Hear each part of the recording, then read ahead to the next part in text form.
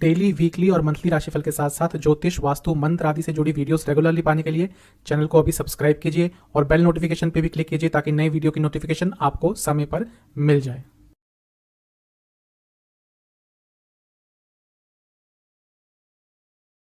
ओम गणेशाय नमः। ओम नमः शिवाय।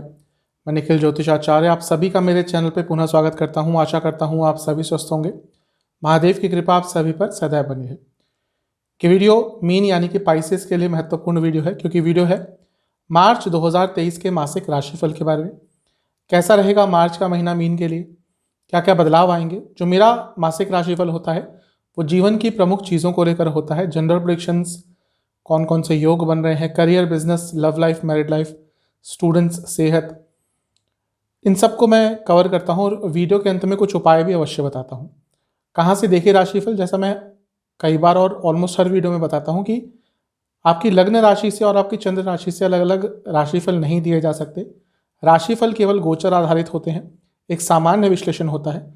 मेरे हिसाब से अगर आपको अपना लग्न पता है तो लग्न से ऑब्जर्व कीजिए, जिनको अपना लग्न नहीं पता वो राशि से भी इसको देख सकते हैं। तो शुरुआत करते हैं आने वाले महीने के मासिक राशिफल का जनरल प्रेडिक्शन के साथ। शुरुआत जनरल प्रेडिक्शन से ही करेंगे। लग्न को ही देखेंगे सबसे पहले। लग्न पर बृहस्पति और शुक्र का डायरेक्ट इम्पैक्ट रहेगा, क्योंकि बृहस्पति तो लग्न में बैठे ही रहेंगे। शुक्र 12 तारीख तक रहेंगे और बृहस्पति स्वराशि के होंगे, शुक्र उच्च के होंगे।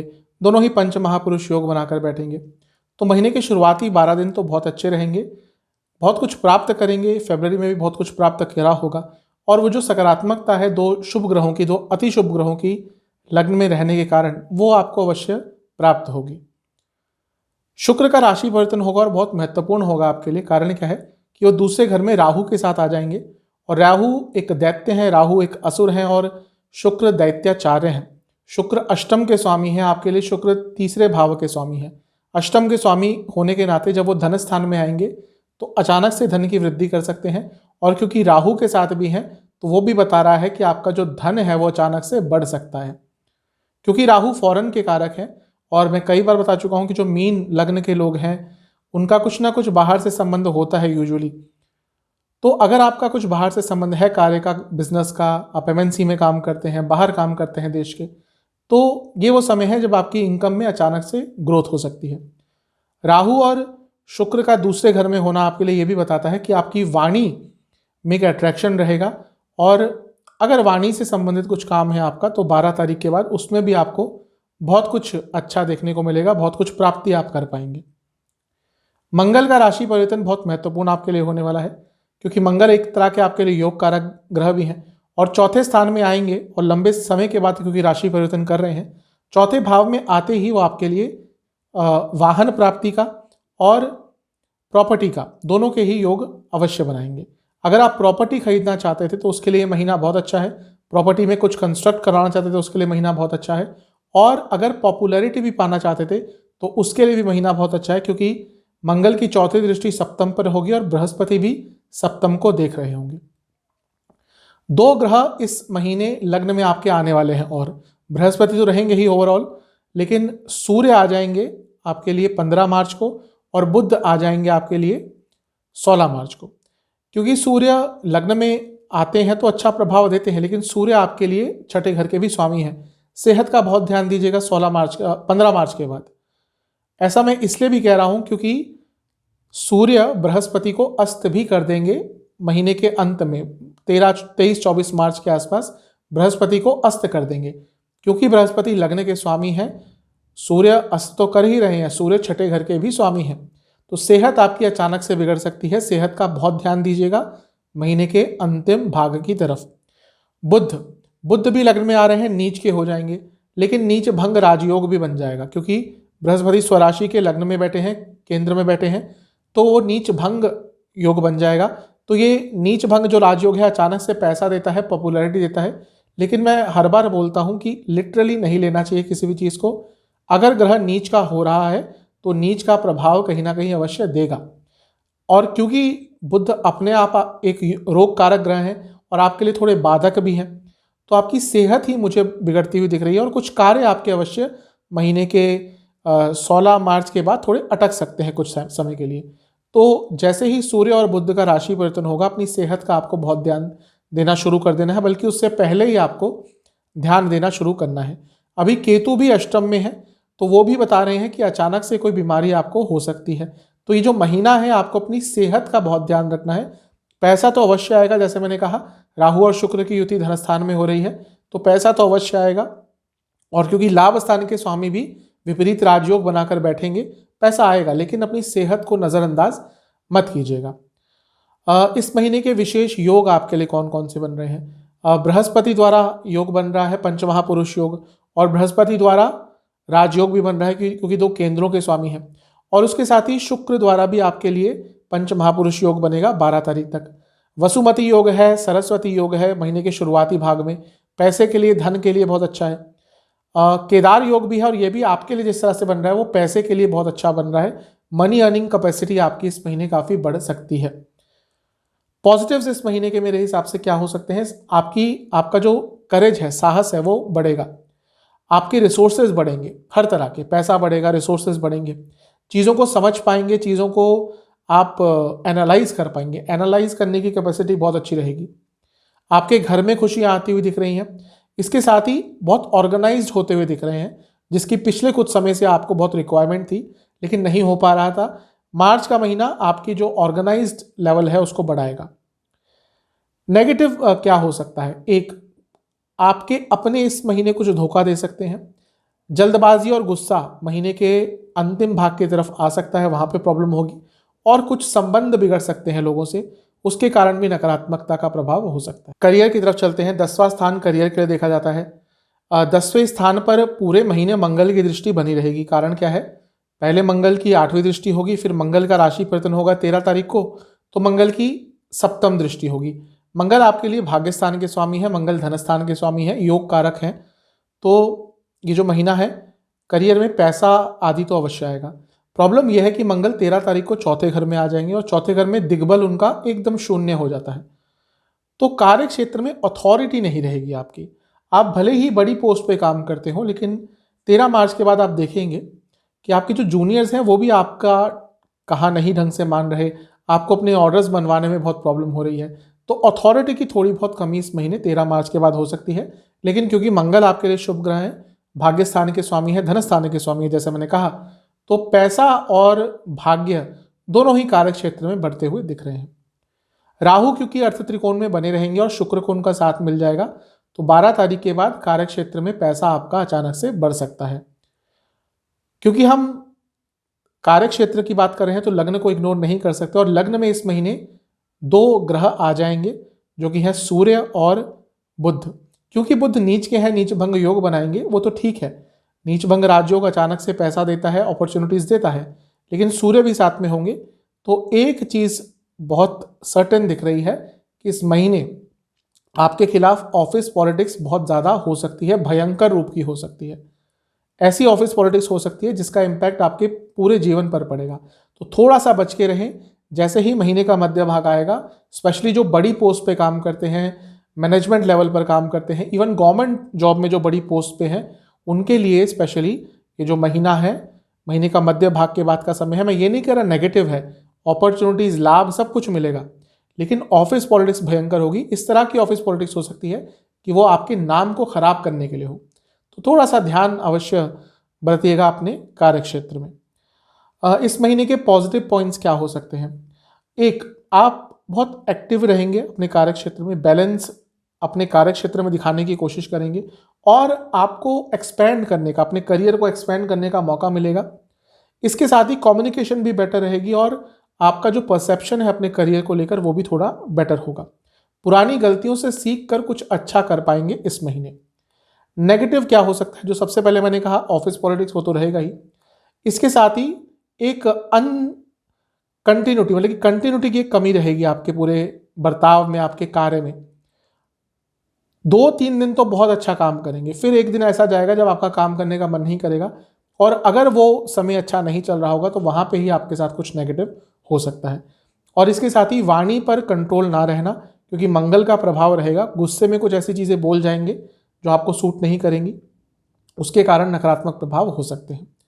अगर आप media, social media, real estate, manufacturing industry, publication या फिर एजुकेशन, इनसे जुड़ा कुछ भी कार्य करते हैं, कॉर्पोरेट सेक्टर में है, आपके लिए महीना अच्छा रहे। बिजनेस की तरफ चलते हैं। बिजनेस के लिए पूरा महीना ही बहुत अच्छा दिख रहा है। कारण क्या है?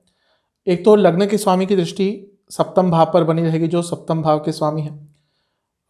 शुक्र की दृष्टि भी 12 तारीख तक रहेगी। दोनों शुभ ग्रह हैं, तो महीने के शुरुआती भाग में ही बहुत पैसा, बहुत कुछ सकारात्मक आपके बिजनेस में हो सकता है।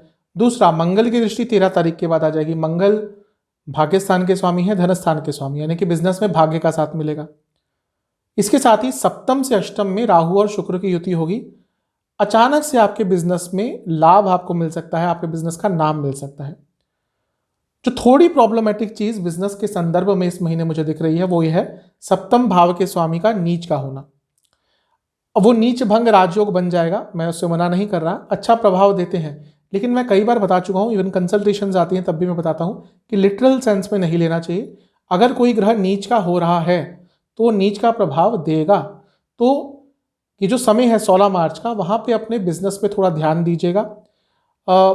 आपकी सेहत भी बिगड़ सकती है, उसके कारण भी बिजनेस पे एक डिसकंटिन्यूटी आ सकती है, और हो सकता है आपका ध्यान ना जाए बिजनेस पे ज़्यादा, उसके कारण शायद उतना मुनाफा ना कमा पाए जितना आप कर सकते हैं। तो 16 मार्च के आसपास का समय बिजनेस में थोड़ा सा नकारात्मक हो सकता है, थोड़ा सेंसिटिव हो सकता है। अच्छी चीज़ है कि बृहस्पति साथ में रहेंगे तो उतना नकारात्मक नहीं होगा जितना अकेले रहने से बुध के होता। फिर भी ध्यान बहुत दीजिएगा। सूर्य भी लग्न में आ जाएंगे 15 मार्च को और सप्तम को देखेंगे। सरकारी कार्य कुछ अटक रहे थे वो पूरे कर लीजिएगा। जीएसटी आदि का काम है, इनकम टैक्स का काम है, कोई आपको नोटिस आया हुआ है उसका रिप्लाई देना है, अथॉरिटीज से कोई प्रॉब्लम है, कोई लाइसेंस आपको चाहिए, उन सब चीज़ों को पूरा करने के लिए जो महीना है स्पेशली 15 मार्च के बाद का आपके बिजनेस के संबंध में बहुत अच्छा है। तो ओवरऑल देखूं तो ये महीना बिजनेस में आपको आगे ही लेके जाएगा। जो 2-3 चीज़ें मैंने पिन पॉइंट की हैं उनका ध्यान दीजिएगा। पॉजिटिव्स क्या होंगे? पैसा बढ़ेगा, बिजनेस आपका आगे अवश्य बढ़ेगा, बिजनेस में चेंजेस अवश्य आएंगे, नए नए आइडियाज़ आएंगे, बहुत अच्छे अच्छे आइडियाज़ इस महीने आपको आने वाले हैं, और उनमें से आपने 10% का भी यूटिलाइजेशन कर लिया, इम्प्लीमेंटेशन कर लिया, तो आपके बिजनेस में बहुत अच्छा प्रभाव अवश्य देखने को मिलेगा। आपके बिजनेस की लोकप्रियता बढ़ेगी और नए एसोसिएट्स और पार्टनर्स ढूंढने के लिए भी महीना अच्छा है। नेगेटिव क्या हो सकता है? ईगो, थोड़ा ईगो हो सकता है आपके अंदर, ईगो आ सकता है, बढ़ सकता है, अहम बढ़ सकता है, उसके कारण प्रॉब्लम होगी। धन का यूटिलाइजेशन बुरी तरह से होगा, उसके कारण नेगेटिविटी आ सकती है, उसके कारण प्रॉब्लम हो सकती है, और बहुत कुछ एक साथ अचीव करने के चक्कर में भी जो है उससे भी उसका भी नुकसान कर सकते हैं। तो बहुत जल्दी भी कुछ अचीव करने का प्रयास मत कीजिएगा। इन सब नेगेटिव पॉइंट्स का ध्यान रखेंगे, अच्छा होगा। अगर आप फर्नीचर, इंटीरियर्स, फैशन या ट्रैवल इंडस्ट्री, टूरिज्म इंडस्ट्री या फिर एग्रीकल्चर इंडस्ट्री, इनसे जुड़ा कुछ भी बिजनेस करते हैं तो महीना अच्छा है। बात करते हैं इनकम, इन्वेस्टमेंट, एक्सपेंसेस की। जहाँ तक इनकम की बात है, महीना बहुत शुभ है। कारण क्या है? धन स्थान में राहु तो ऑलरेडी थे और अब शुक्र का साथ मिल जाएगा उनको। शुक्र दैत्य गुरु हैं, राहु असुर हैं, उनके साथ बहुत अच्छा प्रभाव देते हैं। जब भी दोनों गुरु और शिष्य का मिलन होता है, धन स्थान में है तो पैसा अचानक से बढ़ेगा। धन स्थान के स्वामी केंद्र में आ जाएंगे, यानी कि मंगल, तो स्थिरता दिख रही है। इसके साथ ही लाभ स्थान के स्वामी जो अस्त चल रहे थे, यानी कि शनिदेव विपरीत राजयोग बनाकर बैठे थे लेकिन अस्त चल रहे थे फरवरी से, वो भी उदय हो जाएंगे। तो जो पैसा रुका हुआ था वो भी आएगा और नए इनकम के सोर्सेज भी खुल सकते हैं, पैसा एक्स्ट्रा आ सकता है। तो ये महीना धन कमाने के लिए, जो चाहते हैं एक्स्ट्रा धन कमाना, बहुत अच्छा है। इन्वेस्टमेंट की बात करें तो शुरुआती 10 दिन बहुत अच्छे हैं, बीच के 10 दिन मिले जुले से हैं, जो अंतिम 10 दिन है यहाँ पर थोड़ा ध्यान भटकेगा। इसलिए इन्वेस्टमेंट बहुत ध्यान से, ध्यानपूर्वक और नियमित सीमित होकर कीजिएगा, लिमिटेड इन्वेस्टमेंट आप कीजिएगा। जहाँ तक खर्चों की बात है, थोड़े खर्चे बढ़ेंगे, स्पेशली महीने के शुरुआती 15 दिन, और फरवरी में भी आपका खर्चा काफ़ी हुआ होगा। इस महीने भी फरवरी मार्च के मध्य भाग तक आपका खर्चा थोड़ा ज़्यादा रहेगा, उसके बाद खर्चे थोड़े नियंत्रण में आएंगे। ओवरऑल दवाइयों पर, घर के बड़े सदस्यों पर, घर के सदस्यों की सेहत पर, कंस्ट्रक्शन पर, प्रॉपर्टी पर, वाहन पर, इसके साथ ही घर के किसी इवेंट के कारण, हो सकता है आपकी फैमिली में कोई इवेंट हो इस महीने, उसके कारण भी आपको थोड़ा पैसा ज़्यादा खर्च करना पड़ सकता है। अगर पेट्स हैं आपके घर में तो उनके पे भी खर्चा होगा, और हो सकता है इस महीने आप कोई नया पेट लेने के बारे में भी, उनको अपने घर में लाने के बारे में भी विचार करें, और उस चीज़ पर भी थोड़ा खर्चा ज़्यादा अवश्य होगा। तो ओवरऑल देखो तो ये महीना पैसा आएगा, इन्वेस्टमेंट के लिए ठीक ठाक है, खर्चे थोड़े मध्य भाग तक बढ़ेंगे। चलते हैं लव लाइफ की तरफ। पहले नो कॉन्टैक्ट सिचुएशन की बात करेंगे।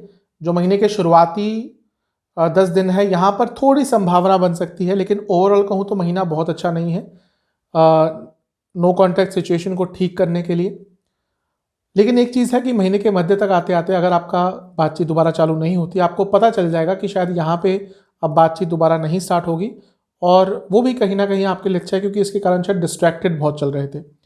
जहाँ तक नए रिलेशनशिप की बात है, महीने के अंत तक आते आते या मध्य भाग के बाद चांस बन सकता है आपका नया रिलेशनशिप स्टार्ट होने का। जो लोग रिलेशनशिप में हैं ऑलरेडी, उनके लिए महीना ठीक ठाक है। पंचम भाव को देखा जाता है, पंचम पर बृहस्पति की दृष्टि बनी रहेगी, और बृहस्पति शुक्र क्योंकि साथ में रहेंगे 12 तारीख तक, तो वो समय तो बहुत अच्छा जाएगा। थोड़ी बहुत प्रॉब्लम मंगल के राशि परिवर्तन के आसपास हो सकती है, क्योंकि मंगल पंचम से 12वें स्थान में आ रहे हैं, तो थोड़ा बहुत लड़ाई झगड़ा 13 मार्च के आसपास हो सकता है। लेकिन ओवरऑल कहूँ तो ये महीना रिलेशनशिप के लिए ठीक ठाक है, अच्छा है।